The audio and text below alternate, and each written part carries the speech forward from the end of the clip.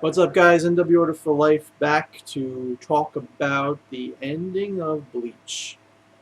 Real quick, I did a video a while ago. When I say a while ago, probably like a year ago, um, where I spoke about what I thought about Bleach and the arc discussions and whatnot. And so I've been following Bleach since I believe the Soul Society arc. I got into Bleach with the anime, and around the time of the anime, after the whole Social Society arc, that's when I went into the manga, and I probably started reading the manga from the Arrancar arc, like when Hitsugaya was fighting the what's his name, Luffy or something like that. I forget what that guy's name was. But when they were fighting like Aizen's underlings that weren't even the Espada, like before they started fighting the Espada. And yeah, so I've been a fan of Bleach, and I've been reading the manga consistently every week, and now it is one chapter away. In fact, today is Wednesday night, and tomorrow is Thursday. Wait, today Wednesday night or today Tuesday night? Today's Wednesday, right? Yeah, Wednesday. Tomorrow is Thursday, so tomorrow will be when all the chapters come out, and tomorrow will be the last chapter of Bleach, and this I feel like I wanted to make a video just talking about how it's gone down so far. So unfortunately, Kubo, Taite Kubo, he has been rushed by Shonen Jump to finish the series. He was given a certain amount of time, and that's it. He's going to finish. He's going to finish the series, and unfortunately the rushed nature of this ending is going to be bad on so many levels. I mean, we're not going to be able to see Ichigo's sister, um, what's Karin, Ichigo's sister Karin. Like there was Kubo once drew a cover of Karin as a Shinigami. We're not going to be able to see her as a Shinigami or have any powers. Remember, Kubo had this scene in the manga where Urahara and Ichigo's friends and his sisters were hanging out with Urahara, so there was like, oh, like Urahara's gonna turn them into like fighters or something, like Karin gonna get Shinigami powers. Like it would have been really cool, but nothing is gonna ever come about that. That's completely gonna be off the table. Um, the whole Bankai thing. Uh, Hisagi was, like the last chapter that we just saw, the one before the final. Hisagi teases that he has his Bankai and that it's fully completed. That was something obviously Kubo wanted to show us. It was hinted for a long time that Hisagi was going to get his Bankai, and Kubo's not going to be able to show it to us now. Um, and other things. Aizen, we didn't get to see Aizen's Bankai. A lot of people were upset with Shunsui's Bankai, but I wasn't. I actually thought Shunsui's Bankai was pretty cool. Oh, whoop, my phone. Ukiura. Ukiura, he got screwed over because he sacrificed himself to like summon a piece of the Soul King, and then the Soul King, and then he just ends up dying from it. Like I don't think he was originally supposed to die from it. I think Kubo probably would want to, keep him alive and show off his Bankai, but we never saw his Bankai. We never didn't really get much information about Ukiura, other than the fact that like he was a student and he was sick. We got more information about Shunsui. Shunsui, um, you know, having this relationship with Nanaho's mother, and did that whole the sword of the gods, like that's passed down through Nano's family, and Shinsui was watching it for the mother or whatever, the sword that can slay gods.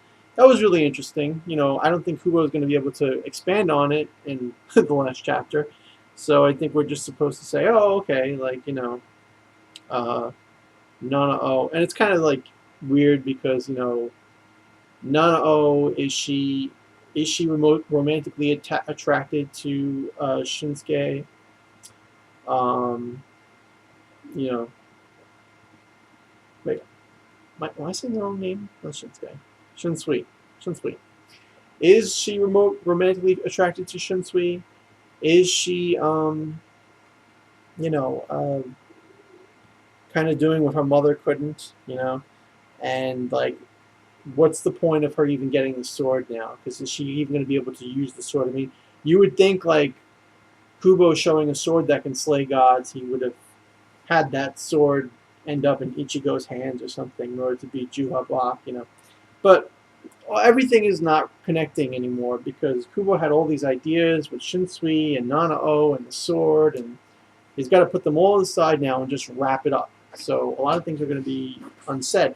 We're not going to find out anything about Ganju or Kukaku, um, you know, any kind of like with the Fullbringers. Like the Fullbringers should be Shinigami right now. They died, you know. I mean, not the one with the game, you know, but Ginjo um, and Tsukushima. Tsukushima, he should be dead. He should be Shinigami right now. You know, so I don't really know, you know, what that's all about, but I just know a lot of things aren't going to be, you know, a lot of things we glossed over. What happened to Grimjaw? Grimjaw was, you know, in a chapter, and he came back and he fought, and where the hell did he go? And what happened to Neliel? You know, like all these things are going to be unresolved, and it just sucks. It's just not fair. It's unfair to the fans. It's unfair to Kubo, you know. But I think Kubo did take a long time doing this, and maybe he has himself to blame because all those panels of just black and white that he would draw waste chapters on, you know, on the scenery.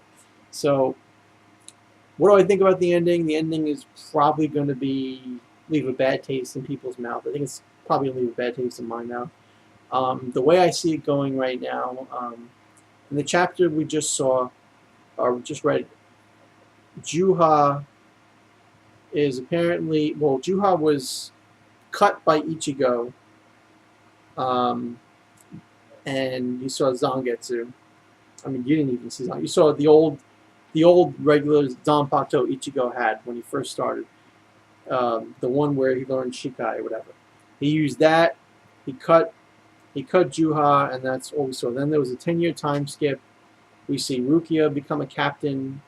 We see, you know, all the captains there. You know, Shunsui is captain commander, and you know, then we see like this black goo stuff come out of the stuff that basically represents the king, you know, the Soul Society king or whatever, not Soul Society king, Soul King, where he like just, you know, has that black goo shit look, whatever the hell that kind of thing it is, and he's coming out of the ground. So it's like, oh no, Juha is coming back because the previous chapter before that, he said that he can see all futures and he can pick the most peaceful time and destroy that future or something like that.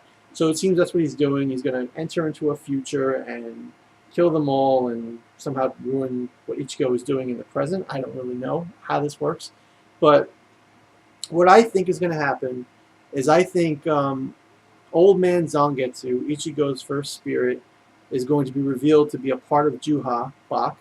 And using that connection, Ichigo is going to trap Juha back into a void, like when he was a baby, and Juha's going to be all sealed up again. And then I think there's going to be a couple of scenes where we see people like Ganju and Kukaku, people like that aren't really that important, but Kubo might just want to say, oh look, here they are, I didn't forget them. And then we'll get a scene where, you know, Ichigo will either stay in Soul Society or he'll leave Soul Society. And this is where the pairing discussion comes up. Do you think he's going to be with Rukia? Do you think he's going to be with Inoue? Or do you think he's going to be with no one? I would probably bet on Kubo making him with no one. But you got to understand that if the time skip does stand as it is right now, that's 10 years. So Ichigo would be 26 years old. I believe either 26 or 27, but I believe he was 16. You know, at the current point in the manga before the time skip. So, but if he was 17, it would be 27. But yeah, so Ichigo isn't going to stay as a prude for 10 years, and he's not going to stay as a guy who's oblivious to women's feelings around him for 10 years. So I think if Ichigo stayed in Soul Society in this 10-year time skip, then that means he's probably got a thing going with Rukia because of all the development they had in the beginning where, they were friends and they fought with each other and laughed with each other. They had a real relationship. Not that it was a romantic relationship, it was a relationship. And then he saved her in Soul Society, and then she saved him, in the Fullbringer arc. And of course, she saved him in the beginning when she sacrificed herself to protect him from the Hollow. So there's a lot of things they can do with Ichigo and Rukia. If they so desire, Kubo can make them into a couple and say, look, you didn't have to see them fall in love because 10 years passed. And in the same situation, you can say with Inoue, because we know Inoue is madly in love with Ichigo. Orihime can just be like, yeah, Ichigo reciprocated her feelings within those 10 years. He went back to the human world. Rukia stayed as a Shinigami. And Orihime and Ichigo are now a thing. And oh, by the way, they have kids because 10 years has passed. In 10 years, anything can happen. So Kubo can do anything he wants right now, pairing-wise. I think he's probably just going to go the route of, hey, everybody's Ichigo's friends. Rukia is Ichigo's friend in Soul Society, and he stays in the living world to protect all his human friends, and Inoue still loves him as ever she did, and nothing has changed. And thank you for watching Bleach. Big smile at Ichigo at the last chapter. You know what I'm saying? So that's what I think is going to happen. I think nothing's going to end up resolved. But if something does get resolved, I'm going to go with Ichigo ending up with Orihime, because Orihime has had a lot of character development in how much she loves him, and he does know her feelings, and she's human, and Rukia isn't. And Ichigo, more than anything, is human. He might be Shinigami, he might be Quincy, but he's human. And I think that's first and foremost, and I think Ichigo will be with Orihime if he has to be with one or the other. And then, because Rukia will just focus on being a captain, and that's about it. So, and I feel like Rukia and Ichigo have been I've almost been estranged in the later parts of the manga. So, with the exception of the Fullbringer arc when she plunges the sword in him to save him from Tsukushima and everything, I just feel like, that before that, or a little bit before that, and almost everything after that, they haven't had that chemistry they once had, where they're always bickering and they're always talking and they're always hanging around each other. It just hasn't been that. They've been very separated, I should say, in terms of like their relationship. But yeah, so that's my opinion on that. Aside from the pairing crap, Juabak going to get sealed away, and Ichigo is just going to remain the protector of Karuka Town, and nothing else really is going to get resolved. I don't think Kubo is going to be able to resolve much in those last couple chapters. But there's a big announcement for Bleach. Maybe the big announcement will be that that Bleach will continue as a spin-off series. That there'll be a new spin-off series of Bleach. Naruto did it with the stupid Boruto manga. And I say stupid because I really don't like Boruto. I don't like him. I don't like his mother, because his mother, Hinata, is like a shell of what she used to be. And that's saying a lot for Hinata. Because, Hinata, before the Pain arc, she was just, that's all she did. So, that was her character development. Like, oh, I'm a woman now. I'm gonna fight for the man I love and my ninja way. Blah blah blah. And in Boruto, she's a housewife. That's all she is.